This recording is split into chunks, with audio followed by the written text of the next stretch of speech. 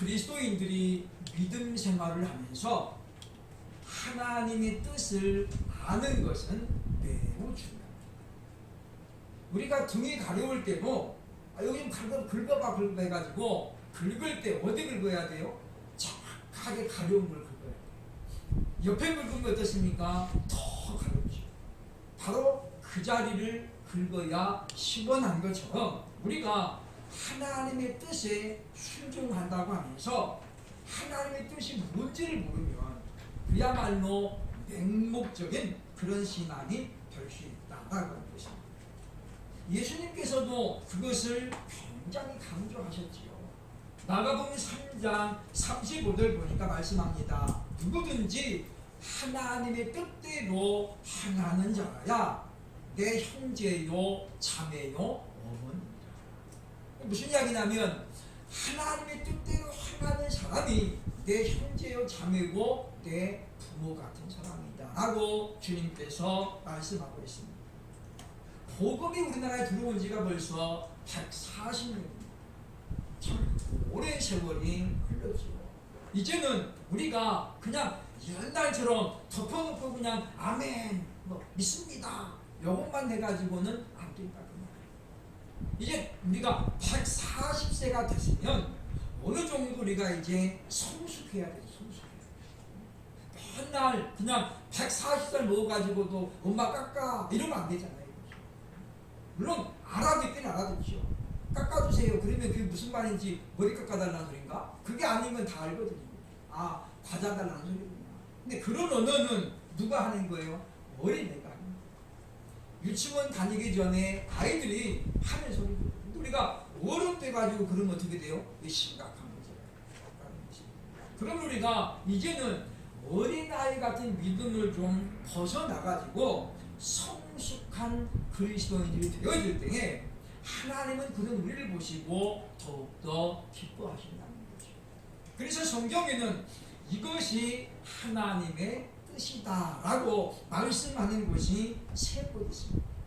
그 중에 첫 번째가 바로 오늘 본문 범사에 감사하라. 이것이 하나님의 뜻이니라 그랬죠. 두 번째는 데살로니가서 3장 보면 이 4절 말씀 보니까 4장 3절에 보니까 말씀하고 있는데 이렇게 말씀합니다. 그러면 하나님의 뜻은 이것이니 너희의 거룩함이라. 그러면서 뭐라고 이야기합니까? 곧 음란을 버리라. 그러니까 하나님의 뜻은 이것이니 너희의 거룩함이라. 그러니까 무슨 이야기예요? 우리가 거룩해지는 것이 하나님의 뜻이겠는 거예요. 그리고 요한복음 6장 39절에 말씀합니다. 나를 보내신 이의 뜻은 누구예요? 아버지의 뜻이죠. 뜻은 뭐냐면 하나님께서 내게 주신 자 중에 하나도 내가 잃어버리지 아니하고 마지막 날에 다시 살리는 것입니다 라고 말씀합니다. 그러니까 하나님의 뜻은 뭐냐면 하나님께서 아들 예수 그리스도에 맡기신 그 생명들 예수님이 하나도 잃어버리지 아니하고 마지막 날에 다시 살리는 것이 바로 하나님의 뜻이다라고 말씀합니다. 이 세 가지 뜻 가운데 우리에게 해당되는 것은 두 가지죠. 데살로니가서 5장 18절 말씀과 그리고 4장 3절이 바로 저와 여러분에게 해당되는 말씀입니다. 문제는 우리가 범사에 감사하고 싶은데 감사가 잘 안 된다는 거죠. 감사할 수 없는 형편, 감사가 나오지 않는 상황이 되다 보니까 알고는 있는데 머리로는 아는데 감사가 고백이 안 되는 거예요. 감사보다도 원망이 먼저 나오고 불평이 먼저 나오잖아요. 그럼 우리는 방법을 분명히 알 필요가 있겠다는 것입니다. 어떻게 하면 우리는 범사에 감사할 수 있을까요? 우리가 밥을 하는데도 방법이 있죠. 방법이. 물은 얼마만큼 넣어야 되는지. 그냥 아무렇게나 하면 안 되죠. 아무렇게나. 이 쌀이 단단한 오래된 쌀인가 아니면 햇쌀인가에 따라서 물량이 달라져야 돼요. 쌀이 그냥 너무 오래돼가지고 바싹 마른 것은 물을 좀 많이 부어야죠. 그래야 밥이 잘 돼요. 똑같이 그냥 일률적으로 이만큼 해가지고 하면 밥이 어떨 때는 꼬들밥이 되기도 하고 어떨 때는 또 그냥 아주 진밥이 될 수도 있다라고 하는 것입니다. 우리는 어떻게 하면 우리가 범사에 감사할 수 있습니까? 첫째로 오늘 본문 18절 보면 먼저 하나님의 명령임을 알아야 된다라고 가르칩니다. 범사에 감사하라. 이것이 그리스도 예수 안에서 너희를 향하신 하나님의 뜻입니다. 여기 보면 감사하라. 이 단어가 명령이고 너는 감사하라. 그러면 하나님의 명령은 어떤 것입니까? 우리가 무조건 순종해야 된다는 것을 전제하고 있죠. 그러니까 명령은 무조건 순종해야 돼요. 왜냐? 거기에 우리가 취사 선택할 수 있는 권한이 전혀 없습니다. 그래서 그게 바로 명령이죠. 명령. 이 명령이 만약에 하달됐는데 이행이 안 되면 어떻게 되겠습니까? 온전히 질서가 무너지게 되는 거죠. 그래서 군대에서 가장 중요한 게 뭐냐면 명령에 불복종하지 않는 거죠. 그래서 전진하면 무조건 전진해야 돼요. 내가 지금 저기 나가면은 안 되는데 잘못될 수 있는 걸 알면서도 나가야 돼. 왜? 명령이 떨어졌잖아. 앞으로 전진 돌격하라. 그러면 우리는 내 안위를 떠나서 일단은 돌격을 해야 된다고 하는 것입니다. 그런데 억지로 하는 이와 같은 순종에는 기쁨이 없다는 거죠. 이거 그냥 하나님 명령이니까 내가 감사해야지. 이렇게 해가지고 하는 것은 하나님께도 영광이 안 될 뿐 아니라 자기 자신에게도 전혀 유익이 안 된다. 그래서 우리는 먼저 굳건하게 생각을 해야 되는 것이 하나님의 명령은 누가 지키는가에 대한 인식이 필요하다는 거예요. 하나님의 말씀은 누가 지킵니까? 하나님의 자녀만 지킵니다. 그래서 이것은 바로 특권이라고 말할 수 있다라고 하는 것이죠. 그래서 제가 말씀을 준비하면서 하나님의 명령은 아무나 순종하는 것이 아니라 하나님의 자녀들만 순종할 수 있는 하나의 특권이다 라고 제가 하나의 문장을 만들어 봤습니다. 즉 하나님 말씀 누가 지키는 거예요? 하나님의 자녀만 지키는 거예요.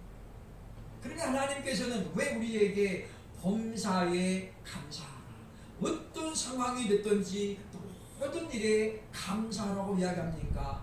하나님 우리가 그것에 대해서 순종하면 그 결과로 우리에게 복을 주시려고 하신다라고 하는 거죠.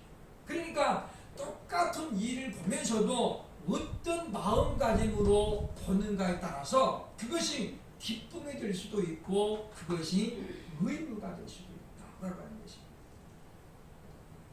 저는 이제 이 어렸을 때 글씨체가 좋다는 그런 칭찬을 많이 들었습니다. 초등학교 4학년 때부터 우리 학교에 이제 서기일을 제가 도맡아 했습니다.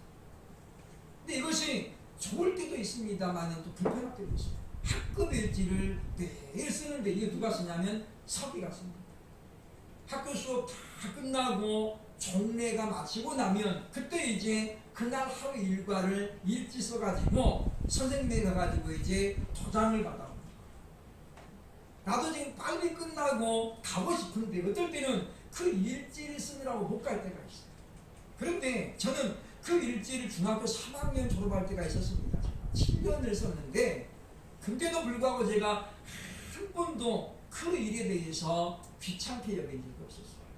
왜냐하면 선생님이 나를 인정해 주셨다. 저보다 글씨 잘 쓰는 사람이 왜 없었겠어요. 그죠? 있는데도 불구하고 뭐예요? 저를 예쁘게 봐주셔서 네가 글씨 잘 쓰니까 네가 써라. 그래서 맡겨주신 거잖아요. 그걸 뭘로 본 거예요? 특권으로 본 거죠. 선생님이 나를 이렇게 사랑하시는, 예뻐하시는구나. 그렇게 보니까 그걸 쓰는 것이 하나도 짐이 안 됩니다.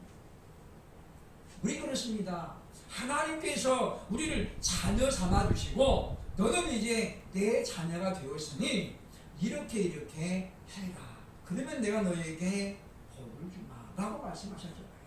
그 조건이 뭐냐면 바로 범사에 감사하는 것입니다. 그럼 우리는 바로 이것이 하나님의 자녀에게 주신 특권이고 우리가 이것을 잘 누리면 하나님은 우리에게 그 결과로 큰 복을 주신다는 믿음을 우리가 가지고 순종한다면 능히 할 수 있다라고 하는 것입니다. 그러므로 하나님의 뜻을 올바로 알고 그리고 이것을 이루어가는 것이 성도에게 주신 하나의 특권인 줄로 믿고 이 특권을 잘 활용해서 모든 일에 감사하려고 애를 쓰는 저와 여러분 되시기를 주의 이름으로 축원합니다. 둘째로 우리가 어떻게 하면 범사에 감사할 수 있을까요? 둘째로 내게 주신 은혜를 기억하는 것입니다. 하나님께서 우리가 지금 살아오면서 내게 무슨 은혜를 주셨는가? 가만히 생각해 보면 우리가 지금 살아온 여기까지 온 자체가 하나님의 은혜가 아니면 설명이 안 된다는 거예요. 물론 우리는 비교해 봅니다. 그래서 우리가 힘든 거죠. 나보다도 잘 사는 사람, 나보다도 잘 된 사람, 이런 걸 우리가 비교하다 보니까 상대적인 빈곤이 생기는 거예요. 옛날에 30억 가진 거지라는 말이 있었죠. 거지인데 30억을 가지고 있어요. 이 말이 안 되잖아요. 근데 왜 이 사람은 30억을 가졌는데 거지라고 했을까요? 자기 30억까지 가지고 엄청 부자이라는데 옆에 보니까 300억을 가지고 그러니까 자기는 300억짜리 비하니까 너무 초라해요.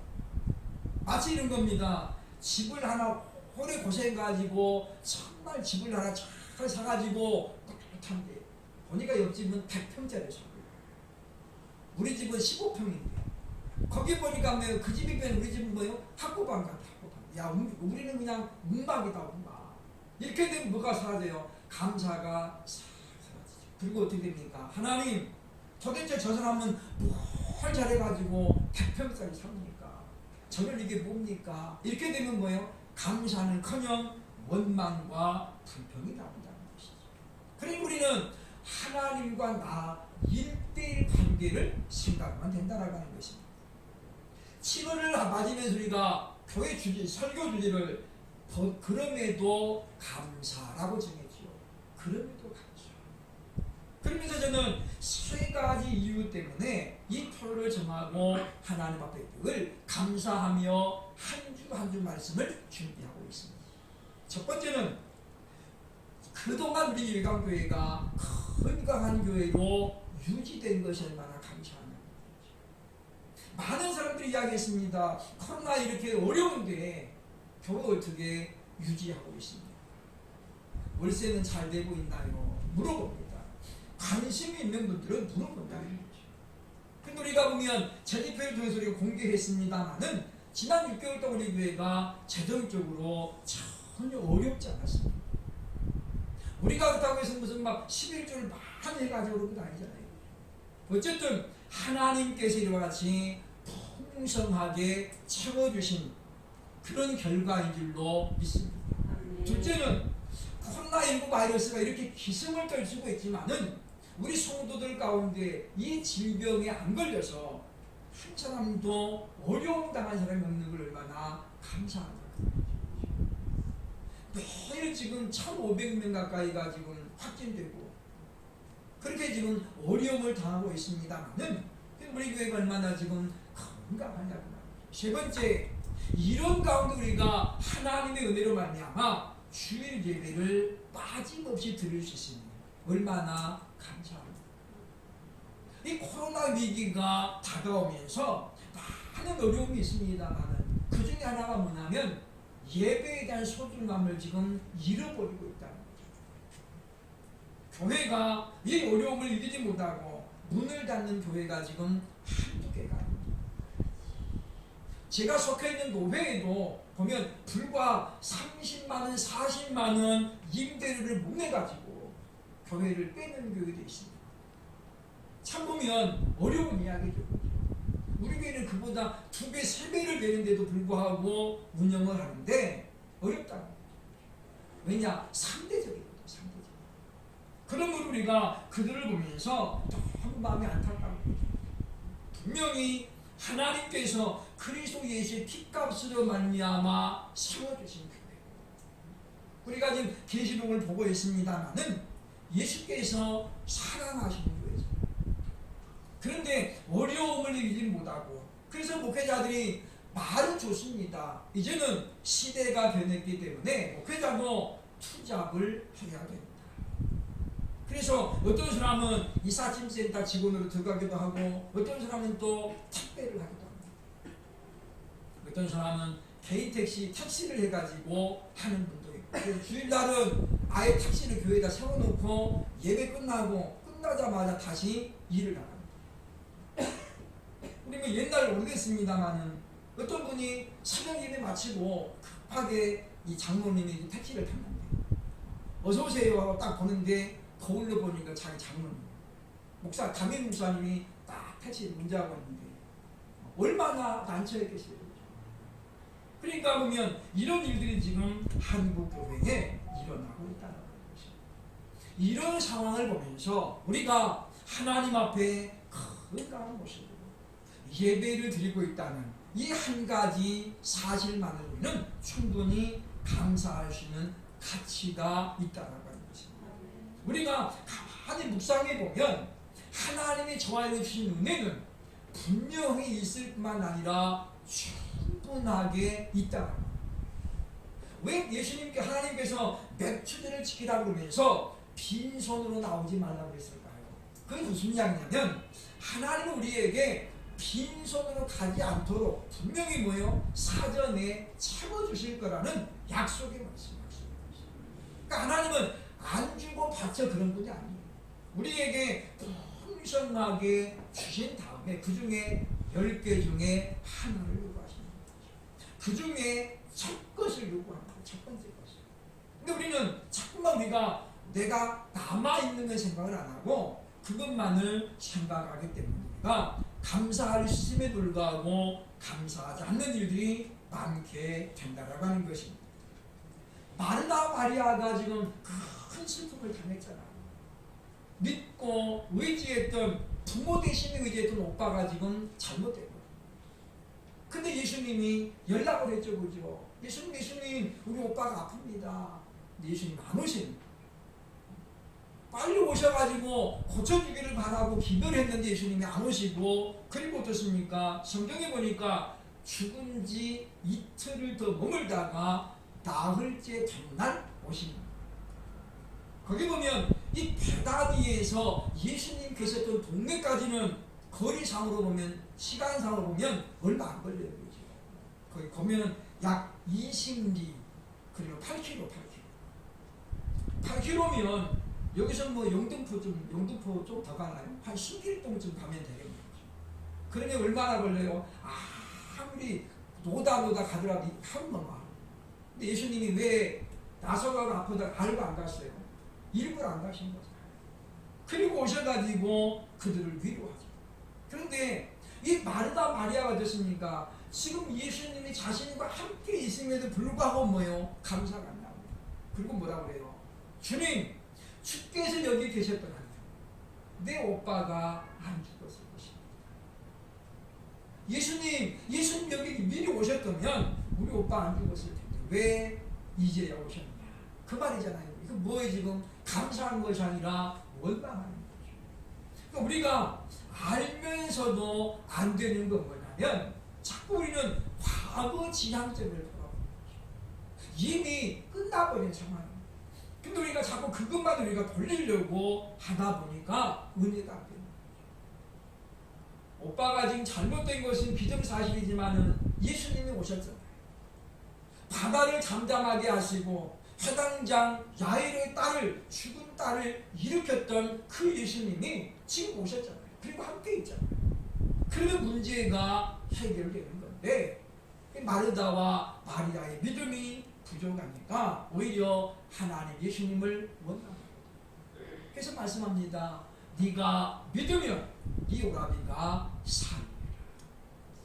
근데 마르다가 뭐라고 해요? 내가 믿습니다는 마지막 날에는 그가 살 줄로 믿습니다. 그죠? 예수님이 뭐라는 거예요?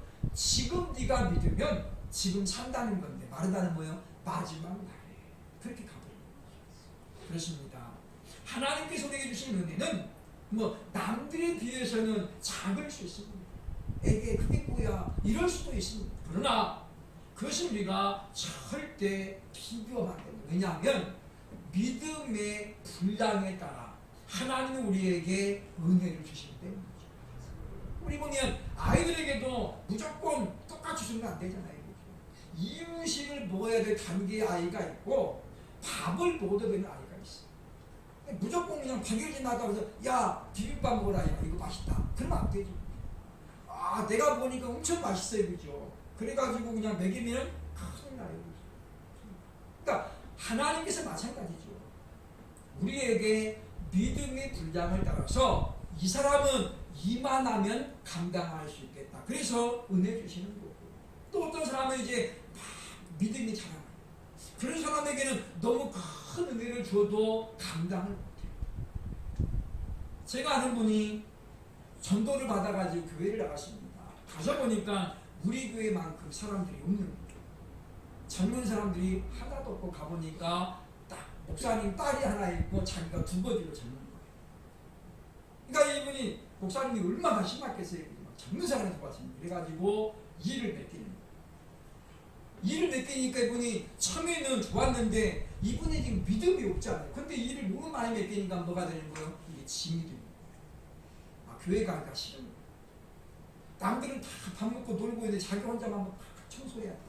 그게 하나님 주신 봉사의 기회인데 뭐가 나는 거예요? 짜증이 나는 거예요. 왜? 자기 믿음이 없죠. 그런 걸 다 감당할 만한 믿음이 없는데 이게 주니까 뭐가 되는 거예요? 시험이 돼요. 결국은 그 교회를 얼마 안 나가고 포기합니다. 그리고 지금은 이제 여의도 순복음교회, 노원 순복음교회를 나가죠. 그곳에 가니까 일꾼들이 그냥 남아돌잖아요.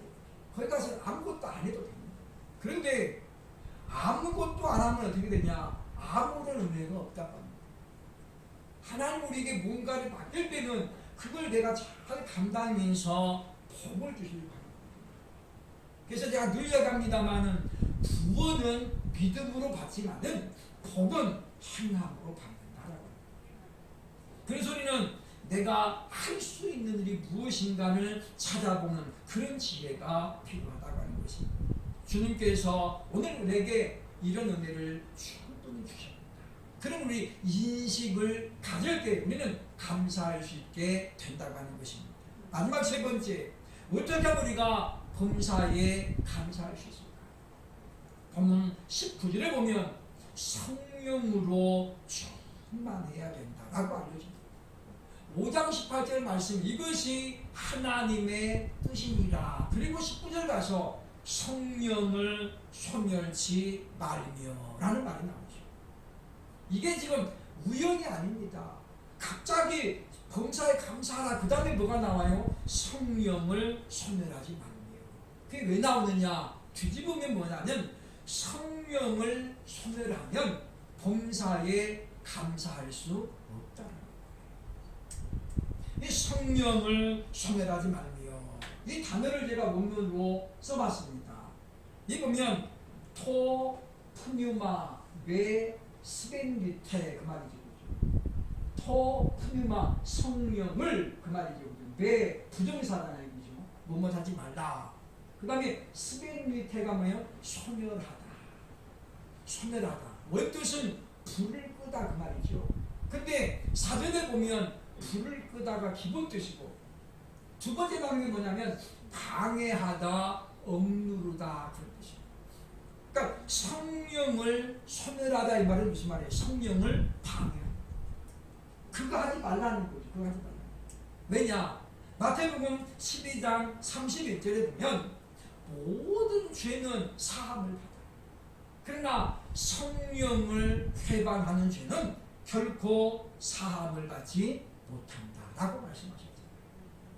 왜 그러느냐면 성령을 방해하는 건 뭐예요? 우리가 회개하는 건 뭐냐면 성령님의 감동하심의 결과거든요. 무슨 이야기냐면 우리가 자기 잘못을 깨닫는 것은 우리 감성으로도 충분합니다. 그런데 그것을 내가 공개적으로 선포하면서 나는 이렇게 나쁜 놈입니다 라고 고백하려면 뭐가 필요해? 성령의 감동이 필요해. 그래서 성령님이 네가 지금 이런 죄를 지었다라고 우리에게 깨우칠 때는 비로소 회개할 수 있는 거예요. 그런데 성령을 방해하는 사람은 성령의 감동을 해도 뭐예요? 깨닫지를 못해요. 못 깨달으니까 뭐를 못하냐? 회개를 못합니다. 그래서 우리가 사함을 받지 못한다.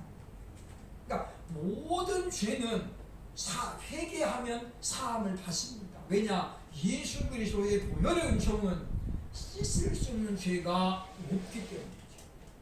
예수님 보혈로 못 씻는 죄가 있다면 어떻게 예수님은 완전한 것은 아니잖아요. 우리는 예수님이 하나님의 아들이시요 하나님이시면서 그렇기 때문에 완전한 분인 줄로 믿습니다. 그렇기 때문에 예수님의 보혈은 씻을 수 없는 죄가 없다는 거예요. 다만 회개하지 않는 죄는 못 씻어요. 자기가 그냥 나 죄 없어요. 그런데 어떻게 우리가 용서가 되겠습니까? 아, 제가 잘못했습니다.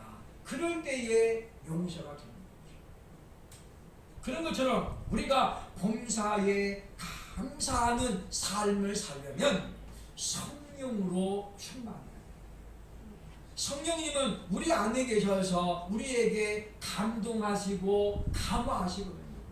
그래서 우리가 똑같이 부르는 찬양이라도 어떤 날은 이 찬양을 부를 때에 가슴이 뜨거워지기도 하고 뭉클해지기도 하고 평상시에는 안 그랬는데 그날따라 그런 경우가 있습니다. 성령이 그렇게 지금 내게 역사한다는 거죠. 그것이 바로 하나님의 은혜라고 하는 것입니다. 우리가 성령이 그렇게 내게 감동하시 우리가 순종해서 그 감동하심에 내가 순종하면 우리는 범사에 감사할 수 있습니다. 때로는 우리가 말씀을 드리면서 예배를 드리면서 하나님 우리에게 감동하실 때가 있잖아요. 아, 나도 기도해야 돼. 하나님이 그런 마음을 주신 우리가 그날부터 기도해야 돼. 아, 나도 하나님 말씀 좀 꾸준히 읽어야 돼. 그런 마음이 들면 우리가 그날부터 하나님 말씀을 읽으면 된다. 근데 우리는 자꾸만 어떻습니까? 미뤄줍니다. 내일부터 해야지. 다음 주부터 해야지. 그래서 안 됩니다. 왜냐? 내일부터 하려고 그러는데 성령님이 내일은 감동을 안 하시는 거죠. 그러면 그 마음이 없어져 버립니다. 제가 학교 다닐 때 이제 문예반에 있으면서 시를 많이 쓰는 훈련을 했습니다. 그런데 이 글을 쓴다는 것은 이게 쉬운 것 같지만 꼭 그렇지 않아요. 영감이라는 게 있거든요. 뭘 보고 하나 멋있는 글귀가 딱 떠올랐는데 필기도 못했어요. 집에 가서 해야지. 집에 가서 하니까 가만히 생각이 안 나요. 분명히 아주 그냥 멋진 글귀가 있었는데 나중에 보니까 생각이 안 나요. 설교도 마찬가지입니다. 왜 목회자들이 설교 준비를 일주일 내내 하신지 아십니까? 그렇게 해야 되기 때문이죠. 오늘 하나님 주신 감동이 있는데 그게 내일까지 안 갈 수가 있어요. 오늘 메모해야 되지 않으면 내일 가가지고는 생각이 전혀 안 나요. 그래서 저는 주일 예배 마치고 가자마자 다음 주 설교를 준비합니다. 주일 오후부터. 그렇지 않으면 이 설교가 준비가 안 돼요. 그렇다고 해서 그렇게 해가지고 막 멋있는 설교 나오면 그렇지도 않잖아요. 그런데 그게 훈련이에요. 성령께서 바로 우리 구약에 있던 성령님이 신약에도 역사하시고 신약시대 역사하신 그 성령님이 오늘 저와 여러분에게도 역사하신 줄로 믿습니다. 아멘. 그럼 우리가 이제 성령을 방해하지 마, 거스르지 마. 성령께서 감동하실 때에 즉각적으로 순종한다면 우리는 상황을 초월하고 환경을 뛰어넘어서라도 범사에 감사할 수 있는, 그렇다고 해서 하나님이 감사의 결과를 우리에게 반드시 요구하는 게 아니잖아요. 우리는 감사합시다 그러면 왜 부담을 갖습니까? 자꾸 물질로 연결을 지었기 때문에 부담을 가죠. 근데 성경에 보세요. 다윗이 하나님 앞에 얼마나 감사 많이 했습니까? 주로 뭘로 감사했어요? 찬양. 찬양하는 것이 감사의 하나의 표현이라는 거죠. 우리가 감사는, 찬양은 뭐 아무 힘없이 할 수 있습니다. 그러므로 우리가 범사에 감사하는 것이 하나님의 뜻인 줄로 확신하면서, 그래서 우리가 하나님의 은혜가 아니면 감사할 수 없다. 그래서 오늘 설교 제목이 무엇입니까? 범사에 감사하는 은혜. 은혜가 없이는 감사는 안 나옵니다. 그래서 우리에게 성령이 뭘 주는 거예요? 은혜를 주는 거예요. 그 은혜가 있는 사람은 감사할 수 있는 거예요. 그 은혜를 그냥 무시해버립니다. 성령님이 되는 은혜를 무시해버립니다. 우리는 감사할 수 있는 상황에도 감사가 안 나온다는 거죠. 그러므로 이 말씀을 기억하면서 우리가 하나님의 자녀라는 특권을 갖고, 그리고 성령의 충만함, 날마다 감사할 수 있는. 그래서 남들이 볼 때에 저 사람 너무 좋아서 저러나 궁금증을 가질 수 있는.